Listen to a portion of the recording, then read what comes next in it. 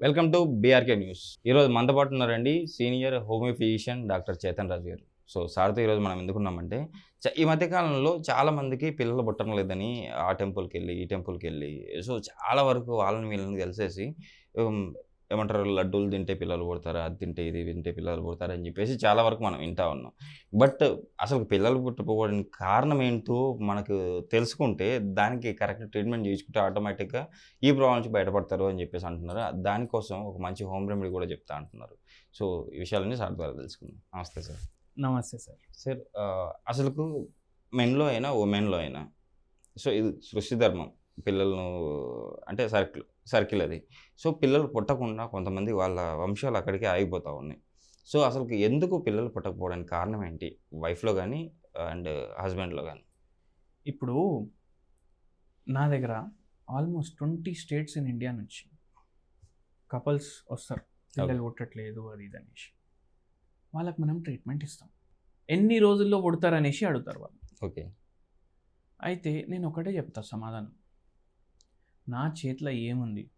మీకు best treatment ఇవ్వడం. Okay. మందులు ఇవ్వడం. అంతే. దానికన్నా ఎక్కువ నా చేతుల్లో ఏం లేదు.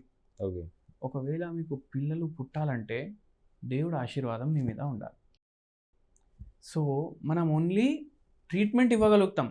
తక్కువ చేసే పని అంటే నయం చేసే ప్రాబ్లం సాల్వ్ చేసే పని మనది కాదు, దేవుడిది. ఓకే. సో దానికి మీరు మందులు వాడుతూ మీరు ఏ గుడికి పోతారు పోండి. మీకు ఎక్కడ నమ్మకం ఎక్కువ ఉంటే పోండి. ఎందుకంటే ఆశీర్వాదం దేవుడిది ఉంటేనే మనకు పిల్లలు అవుతారు. కానీ ఇప్పుడు ఏదైనా ప్రాబ్లం ఉంది, కానీ ఆ ప్రాబ్లంకి మనం ట్రీట్మెంట్ తీసుకుంటలేము అనుకోండి. ఓకే. సో మనకు అది కష్టమైపోతుంది. అయితే మనం ఏం చేస్తామంటే ఇప్పుడు ఫస్ట్ ఒక్కొక్కసారి ఏమవుతుందంటే అమ్మాయిలో ప్రాబ్లం ఉంటుంది. ఓకే. ఒక్కొక్కసారి ఏమవుతుందంటే అబ్బాయిలో ప్రాబ్లం ఉంటుంది. ఇప్పుడు పెద్ద సమస్య ఏమొస్తుందంటే ఇప్పుడు చూడండి, ఇప్పుడు ఇద్దరిలో ప్రాబ్లం ఉంది, లేదంటే ఓన్లీ అబ్బాయిలో ప్రాబ్లం ఉంది అనుకోండి. పెళ్ళి అయిపోయింది, 6 నెలలు అయింది, పిల్లలు పుట్టలేదు. ఇప్పుడు అత్త మామ ఇద్దరు కలిసి ఏం చేస్తారు? అరే పాప నీకు ఏదో ప్రాబ్లం ఉంది, నువ్వు మాకు చెప్పని కూడా చెప్పలేదు, ఫస్ట్ పెళ్ళి అయిపోయింది అనేసి స్ట్రెస్ పెట్టుడు స్టార్ట్ చేస్తారు. దాంట్లోనే అమ్మాయికి స్ట్రెస్ పెరుగుతుంది, ఇంకా హార్మోనల్ ఇంబ్యాలెన్స్ పెరుగుతుంది కదా. ఇప్పుడు అమ్మాయికి అన్ని టెస్టులు చేపిస్తారు. దాంట్లో ఏమైనా బయట పడితే పడుతుంది, లేకపోతే పడదు. అబ్బాయికి టెస్టులే చేపియరు. ఎంతోమంది మీరు చూడండి, ఏమైనా లోపు ఉందంటే అమ్మాయిలోనే ఉంది అంటారు. అట్లనే 1 year 2 years గడిచిపోతాయి. అవునా కదా? ఇప్పుడు అబ్బాయిలకి టెస్టులు చేయించుకోమంటే నాకేమైనా అది అంటే మేల్ ఏమైనా తక్కువ ఉందా, నాకేముంటుంది ప్రాబ్లం, నాకేముండదు ప్రాబ్లం అనేసి అంటారు. ఓకే. కానీ ఎన్నోసార్లు చాలా లేట్ అయిపోతుంది ఇట్లా రియలైజేషన్ అయినప్పుడు వరకు. అందుకే నేను ఏమంటా అంటే పిల్లలు పుట్టట్లేదంటే ఇద్దరికి టెస్టులు చేపియాలి. కరెక్ట్ సమాధానం ఏముంది మనకు తెలుస్తుంది. ఓకే. సో ఒక్కొక్కసారి అబ్బాయిలో ప్రాబ్లం ఉంటుంది, ఒక్కొక్కసారి అమ్మాయిలో ప్రాబ్లం ఉంటుంది. ఇప్పుడు అబ్బాయిల్లో ఏం ప్రాబ్లం ఉంటుంది? కొందరికి స్పర్మ్ కౌంట్ అనేది తక్కువ ఉంటుంది, కొందరికి స్పర్మ్ కౌంట్ ఏమో తక్కువ ఉంటుంది. ఓకే. ఇప్పుడు స్పర్మ్ కౌంట్ తక్కువ ఉంటే దాన్ని ఆలిగోస్పర్మియా అంటారు. ఓకే.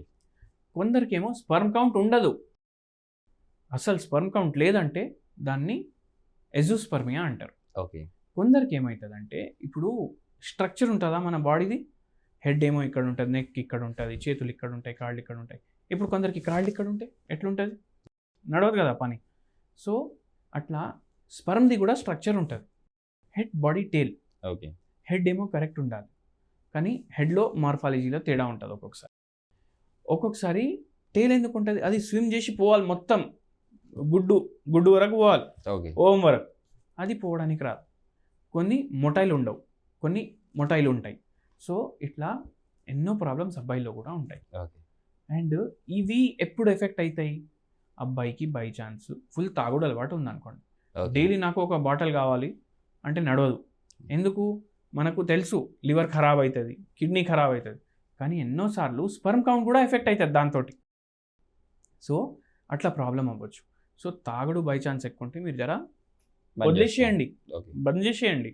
మళ్ళీ దాని తర్వాత ఏమవుతుంది అంటే కొందరికి స్మోకింగ్ అలవాటు ఉంటుంది, కొందరికి ఏముంటుంది, నేను ఫుల్ తింటా, డైలీ తింటా, బయట తింటా, నేను డైలీ కంపల్సరీ ఒక పూట కావాలి నాకు బయట ఫుడ్ అంటే నడవదు. ఎందుకంటే బయట ఫ్లేవరింగ్ సబ్స్టెన్సెస్, ఫుడ్ కలర్స్, అవి ఆర్టిఫిషియల్ అన్నీ పోతాయి మన బాడీలో. మీకు స్పర్మ్ కౌంట్ మీద ఎఫెక్ట్ చేస్తాయి అవి కూడా. ఓకే. మళ్ళీ కొందరికి స్ట్రెస్ ఉంటుంది, కొందరికి రొటేషనల్ షిఫ్ట్స్ ఉంటాయి, నిద్రపోయే టైం కరెక్ట్ ఉండదు కొందరికి. మళ్ళీ కొందరికి పెద్ద సమస్య ఏముంటుంది, బీపీ, షుగర్, థైరాయిడ్, ఇవి ఉంటే కూడా అది ఎఫెక్ట్ అవుతుంది. ఓకే. మళ్ళీ కొందరికి ఏమవుతుంది, ఏదో రోగం ఉంటుంది, రుమటాయిడ్ ఆర్థరైటిస్ ఉందనుకుందాం. ఓకే. అప్పుడు ఏమవుతుంది, దానికి సంబంధించిన మందులు వాడాలి కదా. దానికి సంబంధించిన మందులు వాడటం వల్ల కూడా ఇట్లా అవ్వచ్చు.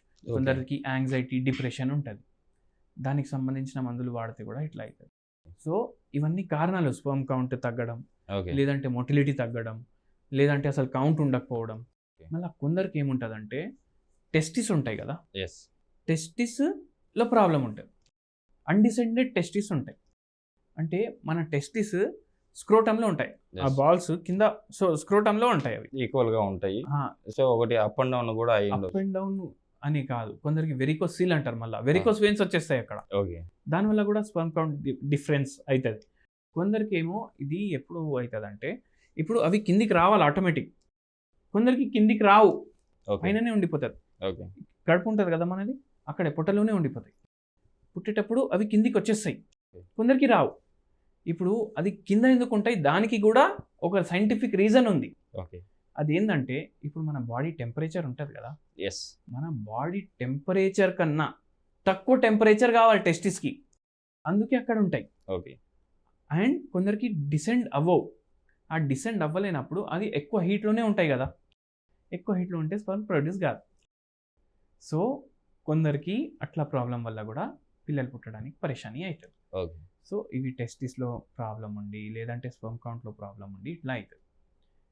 మళ్ళీ అమ్మాయిల్లో ఏం ప్రాబ్లంలు ఉంటాయి, అమ్మాయిల్లో ఏం ప్రాబ్లంలు ఉంటాయంటే పీసీఓడి, మళ్ళా ఫైబ్రాయిడ్ ప్రాబ్లమ్స్. ఓకే. కొందరికి ఫాలోపియన్ ట్యూబ్ ఉంటుంది, ఒక Okay. ట్యూబ్ ఉంటుంది.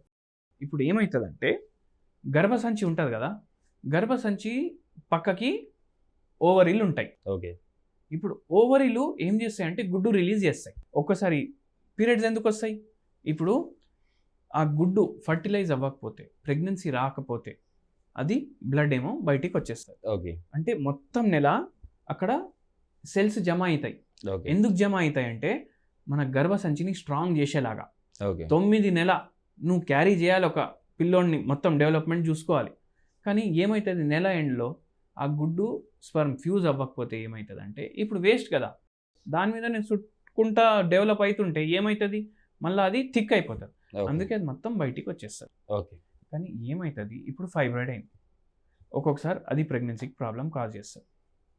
మళ్ళీ ఇంకో ప్రాబ్లం ఏముంటుంది అంటే, ఇప్పుడు గుడ్డు రిలీజ్ అవుతుంది, గుడ్డు రిలీజ్ అయిన తర్వాత స్పర్మ్స్ ఆడ వరకు పోయి దాంతో ఫ్యూజ్ అవ్వాలి.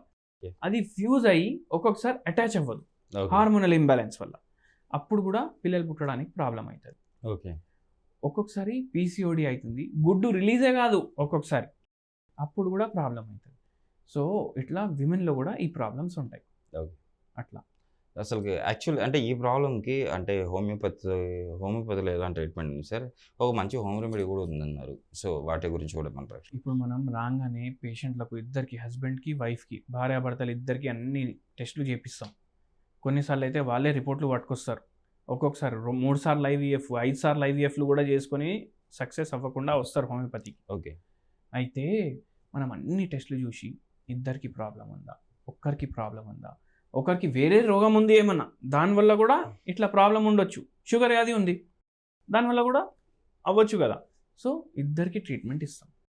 ఇద్దరికి ట్రీట్మెంట్ ఎప్పుడు వరకు ఇస్తాం, ఎప్పుడు వరకు ప్రెగ్నెన్సీ రాదో అప్పటి వరకు ట్రీట్మెంట్ ఇస్తాం. ఓకే. ఇప్పుడు ఎన్ని రోజులకు వస్తుంది అనేసి మీకు కూడా డౌట్ వస్తుంది. ఎస్. కొందరికి మనం మెడిసిన్ ఇచ్చిన నెక్స్ట్ నెలలో ప్రెగ్నెన్సీ వస్తుంది, కొందరికి మనం మెడిసిన్ స్టార్ట్ చేసిన 1 year 2 years తర్వాత ప్రెగ్నెన్సీ వస్తుంది. అది మన చేతుల్లో లేదు, స్టార్టింగ్లో చెప్పినా నేను. అంటే టోటల్గా క్యూర్ అయిన తర్వాత ఏదైతే మన బాడీ ఇంబ్యాలెన్స్ ఉందో అది బ్యాలెన్స్ అయిన తర్వాత నుంచే స్టార్ట్ అవుతుంది అంటారు? లేదు, ఇప్పుడు దానికి కూడా, ఇప్పుడు ఆ అమ్మాయికి పీసీఓడి ఉందనుకోండి, ఇప్పుడు ఫస్ట్ ఏంది, ఆ అమ్మాయికి ప్రెగ్నెన్సీ రావాలి, అయితే గుడ్డు రిలీజ్ అవుతలేదు, మనం గుడ్డు రిలీజ్ అవ్వడానికి కూడా ఇస్తాం, పీసీఓడి కూడా తగ్గడానికి ఇస్తాం. ఓకే. ఏది ఫస్ట్ అయినా మనకు ప్రాబ్లం లేదు. పీసీఓడి 2-3 నెలల్లో తగ్గిపోయింది, దాని తర్వాత 4th monthలో ప్రెగ్నెన్సీ వచ్చింది, ప్రాబ్లం లేదు. పీసీఓడి తగ్గలేదు, 1st monthలోనే ప్రెగ్నెన్సీ వచ్చింది, సాల్వ్. మళ్ళీ ప్రెగ్నెన్సీ అయిపోయాక మళ్ళీ పీసీఓడి ట్రీట్మెంట్ కంటిన్యూ, అట్లా చేస్తాం మనం. అండ్ వెరీ ఇంపార్టెంట్లీ ఏంటంటే, సైడ్ ఎఫెక్ట్ ఉండదు మన మందులకి. వెయిట్ గెయిన్ చేయడం, వెయిట్ లూజ్ చేయడం, నిద్ర రాకపోవడం, షుగర్ పెరగడం, థైరాయిడ్ పెరగడం, అన్నెసెసరీ బ్లీడింగ్ అవ్వడం, అవన్నీ ఏముండవు. సో స్మూత్ ఉంటుంది ట్రీట్మెంట్. అట్లా హోమ్ రెమెడీ గురించి కూడా చెప్తా అన్నారు. ఒక మంచి హోమ్ రెమెడీ చెప్తాను నేను. ఇప్పుడు జనరలీ ఇప్పుడు మనం ఏం చూసినాం, ఇట్లా ఇన్ఫర్టిలిటీ ఎందుకు వస్తుంది? ఒబెసిటీ ప్రాబ్లం వల్ల, ల్యాక్ ఆఫ్ స్లీప్ వల్ల, ఓకే. స్ట్రెస్ వల్ల, మళ్ళీ దాని తర్వాత బీపీ, షుగర్, థైరాయిడ్. అయితే మనం ఎటువంటి హోమ్ రెమెడీ చూసుకోవాలంటే ఇవన్నిటికీ సెట్ అయ్యేలాగా, ఇవన్నీ సెట్ చేసుకుంటే మనకు ప్రెగ్నెన్సీ రావడం ఈజీ అవుతుంది. ఓకే. సో అది ఏంటంటే మనం బాడీ మెటబాలిజం పెంచుకోవాలి. బాడీ మెటబాలిజం పెరగాలంటే తులసి గ్రీన్ టీ, తులసి గ్రీన్ టీ. తులసి గ్రీన్ టీ మనం తీసుకోవాలి. ఓకే. తులసి గ్రీన్ టీ తీసుకోవడం వల్ల ఇది సాల్వ్ అవుతుంది. ఇప్పుడు ఇది ఎట్లా ప్రిపేర్ చేసుకోవాలి? గ్రీన్ టీ ప్రిపేర్ చేసుకుంటారు కదా, ఎస్. అప్పుడు దాంట్లో కొన్ని తులసి ఆకులు వేసేయండి. ఓకే. యాంటీ ఆక్సిడెంట్ రిచ్ ఉంటుంది, యాంటీ ఇన్ఫ్లమేటరీ ఉంటుంది, మళ్ళీ దాని తర్వాత అడాప్టోజెనిక్ ప్రాపర్టీస్ ఉంటాయి. నిద్ర కరెక్ట్గా వచ్చేటట్టు చూస్తుంది, వెయిట్ తగ్గడానికి హెల్ప్ చేస్తుంది, మళ్ళీ దాని తర్వాత బీపీ కంట్రోల్ చేయడానికి హెల్ప్ చేస్తుంది, షుగర్ కంట్రోల్ చేయడానికి హెల్ప్ చేస్తుంది, మళ్ళీ పీరియడ్స్ ఇర్రెగ్యులారిటీ కోసం కూడా హెల్ప్ చేస్తుంది. ఓకే. అయితే ఇవి చేస్తే మనకు హార్మోనల్ ఇంబ్యాలెన్స్లో కూడా హెల్ప్ అవుతుంది కదా. ఎస్. కొద్ది వరకు హెల్ప్ అవుతుంది. అంటే తులసి గ్రీన్ టీ తాగడం వల్ల ప్రెగ్నెన్సీ వస్తుందని అంటలేను నేను, ఓకే. మనకు హెల్ప్ అవుతుంది కొంచెం. ఏది వదులుకోకండి, మీ ముంగట ఎన్ని ఆప్షన్లు కనిపిస్తే అవి అన్నీ చేయండి. ఓకే. ఏ దానితో మీకు సైడ్ ఎఫెక్ట్ ఉండదు, అవన్నీ చేయండి. Okay sir. నిజంగా సార్, ఈరోజు మన ప్రేక్షకులకు ప్రెగ్నెన్సీ అనే విషయాన్ని క్షుణ్ణంగా వివరించారు. షూర్గా మన ప్రేక్షకులకు మీరు చెప్పినట్టు చేస్తూ హోమియోపతి మెడిసిన్ అండ్ మీరు చెప్పిన హోమ్ రెమెడీ పాటిస్తూ ఈ ప్రాబ్లం నుంచి బయటపడతారని చెప్పి ఆశిద్దాం సార్. Thank you.